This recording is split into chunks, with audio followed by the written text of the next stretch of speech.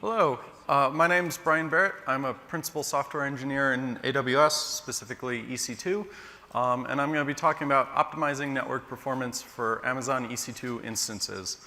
I'll actually be co-presenting. My co-presenter, Nick Matthews, will come up. He's a solution architect, solutions architect in AWS, and he'll be talking a little bit more about the customer-facing customer benefits of using enhanced networking in EC2. So what to expect from this session? We're going to talk a little bit about high-performance networking applications, particularly enhanced networking, how it works, some performance numbers, what we're going to do next. Most specifically in the next is something called Elastic Network Adapter, or ENA, which is a feature we launched earlier this year with the X1 instance type, and will become our new way of doing enhanced networking as we go forward and launch more instant types. So networking on AWS. As most of you guys have probably figured out, we have a network, and it has and one of our modern network type is Virtual Private Cloud, or VPC. It has some features in it that you guys have all probably figured out. The bigger the instance size, the better the performance. Our network itself provides full bisection bandwidth in a placement group. Slight caveat for uniformly random traffic, but so it's a very large network with a lot of bandwidth, and customers tend not to see oversubscription effects that you might see on a smaller network. A couple of years ago, we launched a product called Enhanced Networking.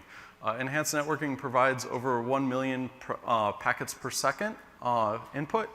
It started at a 10 gig instance type. We've since increased that fairly significantly. We'll talk about that in a minute. One of the first things Enhanced Networking did was lower instance-to-instance latencies. And we did this initially using something, an Intel NIC called the A25599, which supports single root I/O virtualization. And so we were able to pass that Intel NIC directly to the customer instance. We've since changed with ENA to use an in-house device that we'll talk about. So how we did EC2 networking before enhanced networking was, of course, you can see we have an instance. It has two Ethernet devices, ETH0 and ETH1. Both of them are connected to our hypervisor infrastructure that makes all the magic happen via the Xen paravirtualized device. And so if you send a packet out of ETH0, it flows through the instance networking stack, through the Xen paravirtualized ring devices, into the virtualization layer, where it goes through some network processing, that kind of jaggedy line there, and then eventually leaves the host and goes on its merry way to the other side, host where it's received, and kind of the reverse path happens, and the packet ends up in your other instance. With enhanced networking, particularly in this case the Intel 82599, you don't have a Xen paravirtualized device. You have a PCI virtual function. And so this looks like just any other PCI device. You can run LSPCI and it shows up and it has a bus number and all of those things you'd expect. You can use ETHTool and look at it just like you'd expect for any network device you'd have in any Linux or Windows box. And when you send a packet out, rather than going through the virtualization layer, your driver in your instance sends the packet across this virtual function. It gets sent out on the wire, and then we do all the network processing to make our virtual private cloud offering work somewhere else. And that somewhere else, if you want more details on the somewhere else, James Hamilton gave a keynote last night that's now available online, talking in detail about exactly how this works, the hardware that we use to make the magic happen. I highly recommend his keynote. It's always entertaining, and in this case, it has an awful lot to do about how this magic works. So we launched with the X1 this year, an Enhanced Networking Adapter, or ENA. Elastic Network Adapter, or ENA. It's a new PCI device developed especially for EC2. We found one of the disadvantages with the Intel 82599 is it's a 10 gigabit NIC. And if we wanted to provide more than 10 gigabit, we had to provide a different NIC. And if we looked at the roadmaps, if we wanted to provide more than 20 gigabit, we had to do yet another NIC. And we were just going to play this game of every time we wanted to increase speed, we'd have to make all of you guys get a new driver and change your configurations and twiddle some other bits, and that didn't seem particularly customer friendly. So we stepped back and said, well, why don't we build one NIC that can operate over a variety of speeds, from the 10 gig we offer today to the 20 gig you see in X1, to 40 gig, to 100 gig, to 400 gig. We're not going to do 400 gig next year, just not to rain on anyone's parade, but the device driver and the device itself were designed to keep up until we get to that point, and probably beyond that point. It uses a lot of lessons learned from modern PCI devices like NVMe in terms of, which is on the storage side, in terms of all of the control APIs used to talk to the device can live in cacheable memory so that you get the best performance out of the Intel processors that are running your instance. It also, unlike one of the common complaints about our enhanced networking with the 82599 was like a C3 8x large or a C4 8x large. Each ENI that was placed got 2 transmit queues and 2 receive queues. For most web applications, this wasn't a big deal. You got all the bandwidth that you needed, all the performance you needed. But if you were doing custom processing, and Nick will talk about one particular case where this is very true, where you were doing lots of network processing on every packet, that minimum queue size can start to make the OS run fairly slow, and it's hard to use all the network that we're providing. And so one of the things we did with ENA is greatly increase the number of request queues per device. So today at launch on the platforms that support it, so the X1, the P2, the M4 16X large, today we can add R4 and F1 to that, and eventually C5 once it's released.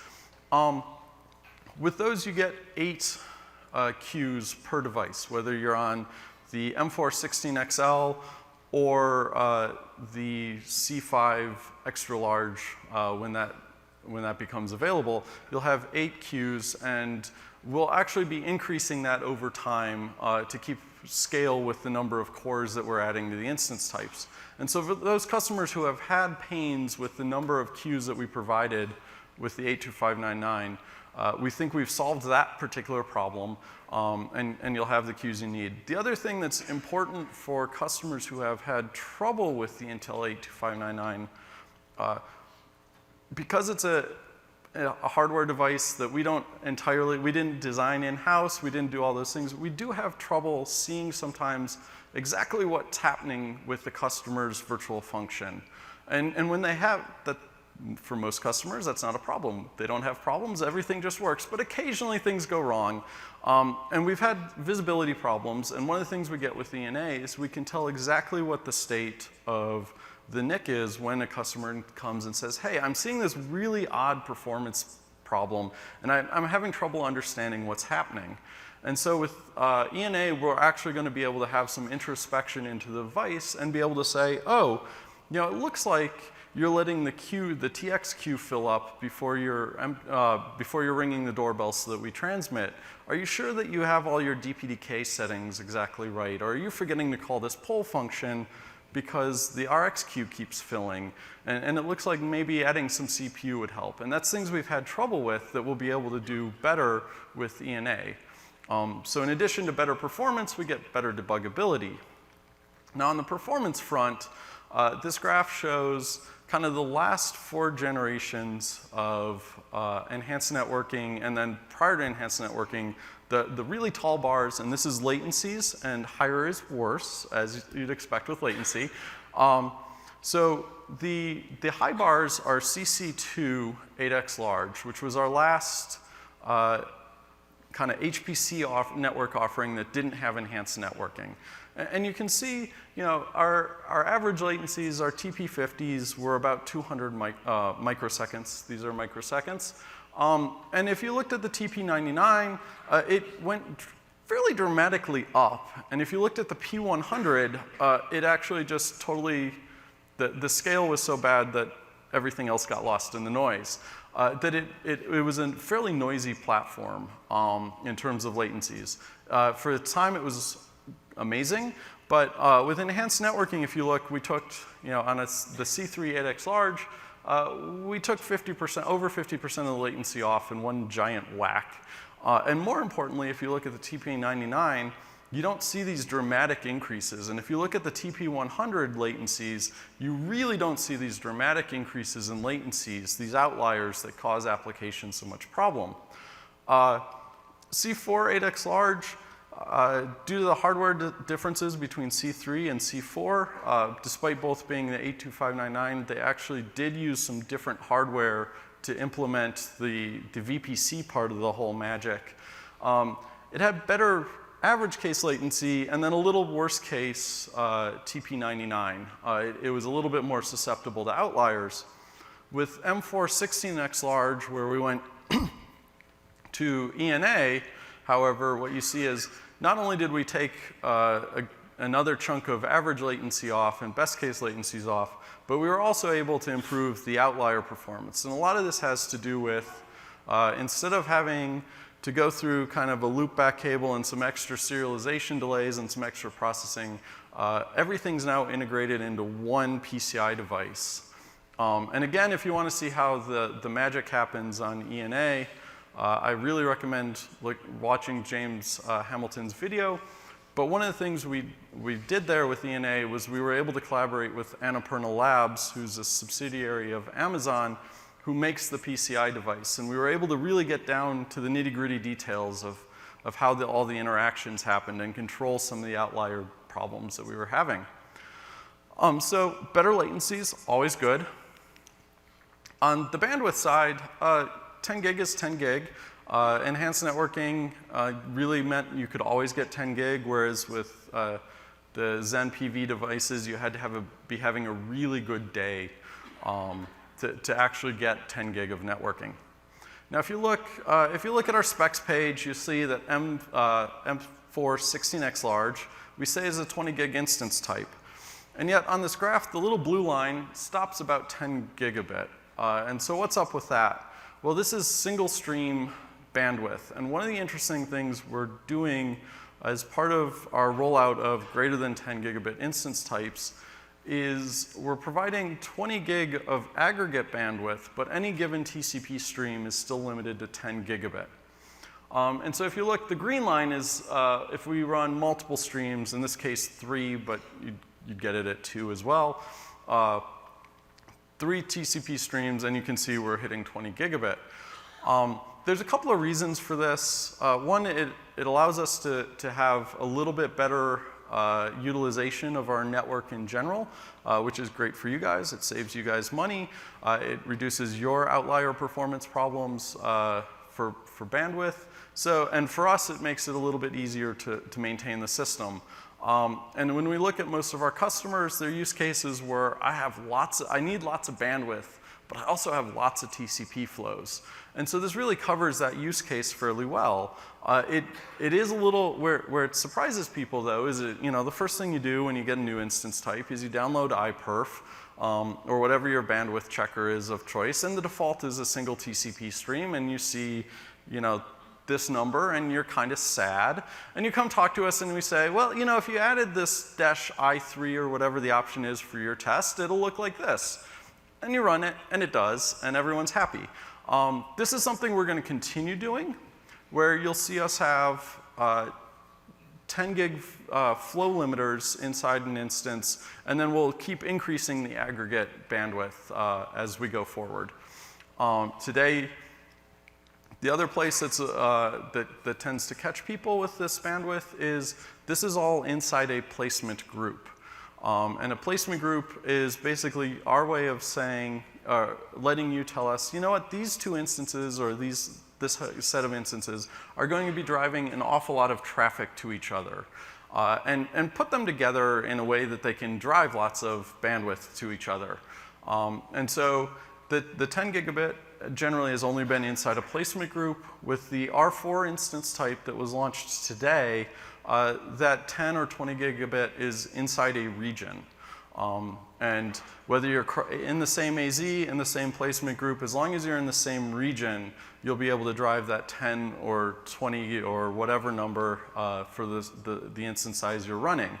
And this will be true on all the platforms going forward, is that instead of having kind of this different aggregate bandwidth inside placement group and outside of placement group, it'll be the bandwidth number, and then what will change is the maximum size of a single flow that you can run, that you can drive.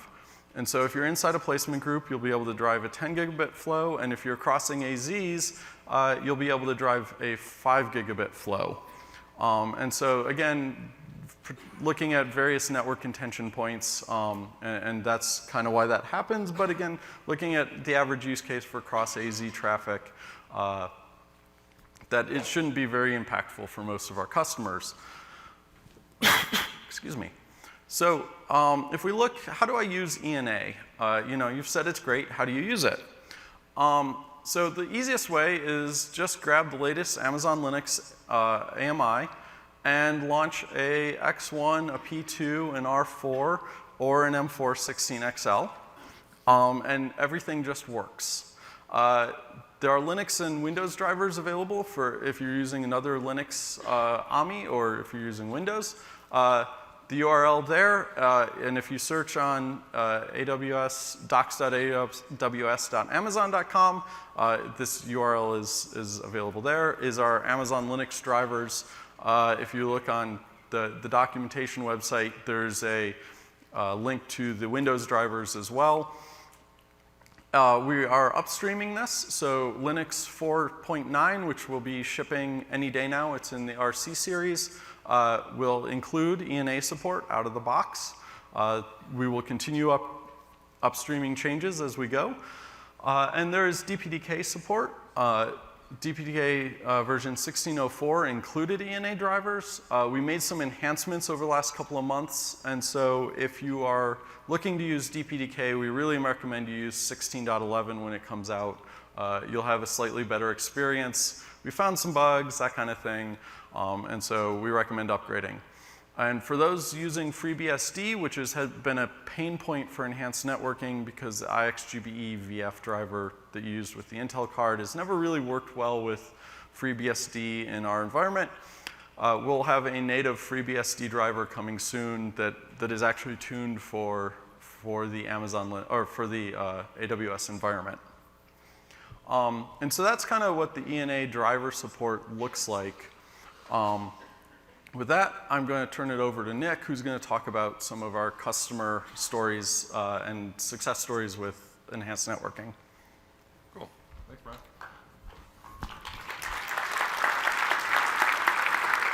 So we talked a lot about networking and some of the details, but let's take a look at what this actually looks like to our customers and our partners. So the first use case here that we're going to talk about is Twilio. A lot of you are probably familiar with them. They run a service on AWS that helps over 1 million users with their real-time communication requirements. One of the challenges here is that whenever they route calls between regions, that all happens over the AWS network. And so anyone that's ever been on a phone call with packet loss or high latency or jitter, you know, it doesn't sound fun. So how do you solve that problem? Enhanced networking comes to the savior here. So when they moved to the HVM instances that include enhanced networking, it allows them to, one, use 10 gigabit per second interfaces, which speeds up the communication. It allows higher packets per second for, if you're familiar with doing a lot of real-time streaming, you use a lot of small UDP packets quite often. And end result is, you know, have your customers on less support calls. As well, customer Supercell, you may know them from Clash of Clans. They run an online game that the way it works is they've got a large amount of TCP connections that are fully meshed.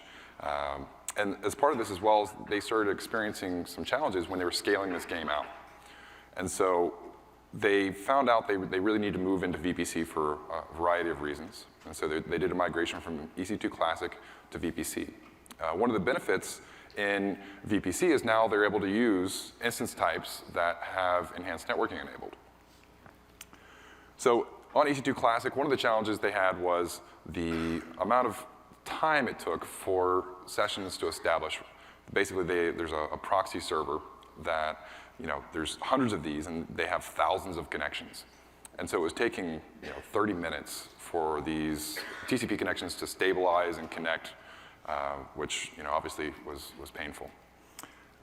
When they moved to enhanced networking, this took 1 minute. As well, TCP and sessions, especially on databases, monitoring, sometimes TCP does odd things, and you just hope it's kind of self-heals. That's the benefit, but it can be a little bit annoying. So one of the things they saw when they moved over to enhanced networking is that their monitoring solutions that were doing lots of TCP connections out to their infrastructure, that became a lot more stable. They just had a lot less weird things happening. As well as the databases, whenever connections would reset every now and then, and they would try to figure out what was happening. And apparently the answer was, again, enhanced networking, so that made the database connections become a lot more stable. As well, their message queues that started shrinking in size, so very, very cool story. The end result here is, okay, we've been talking a lot about networking. What does this actually mean to me as a customer, my users, especially the users in your customers? For them, this allowed them to start doing maintenance and downtimes. Instead of taking an hour, it now takes 20 minutes. So there's users that are playing and they don't even realize that there was an outage or a downtime. So great result there.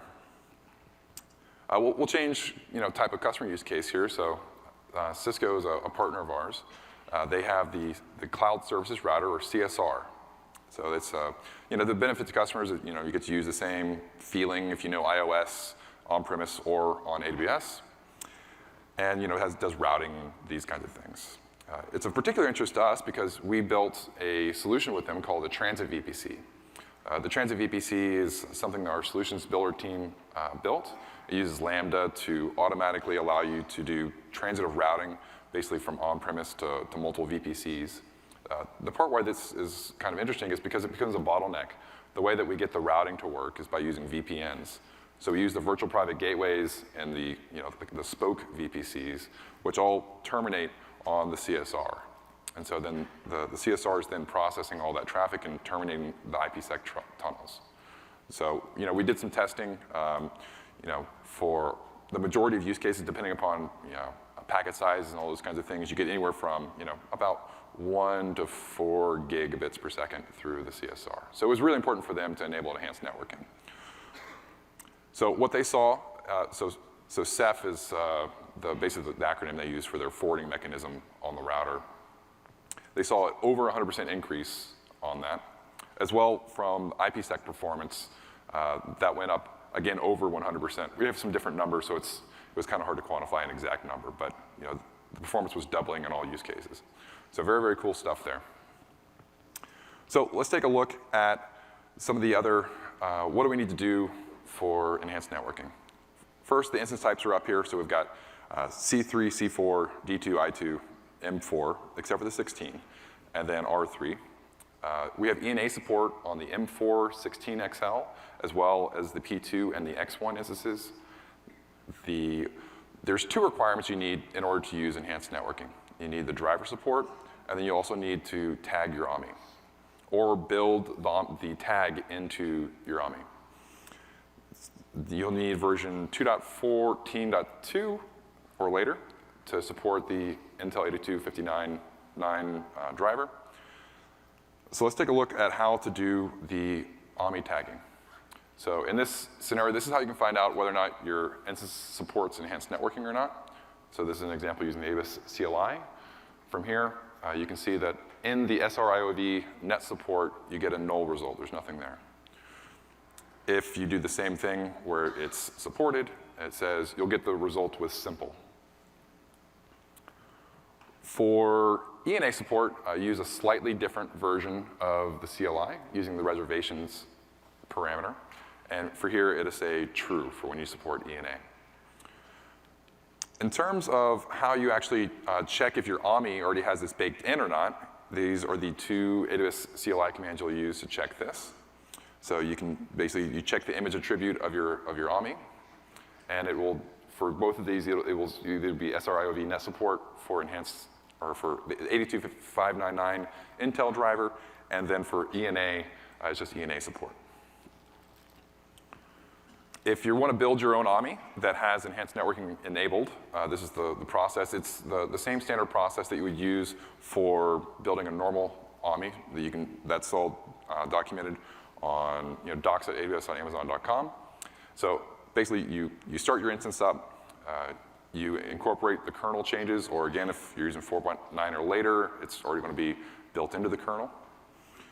And from there, depending upon whether you're using instance-backed storages or EBS-backed storages, or AMIs, sorry, you'll have two different ways to do this. With the instance-backed stores, you'll just need to build a new AMI to do that.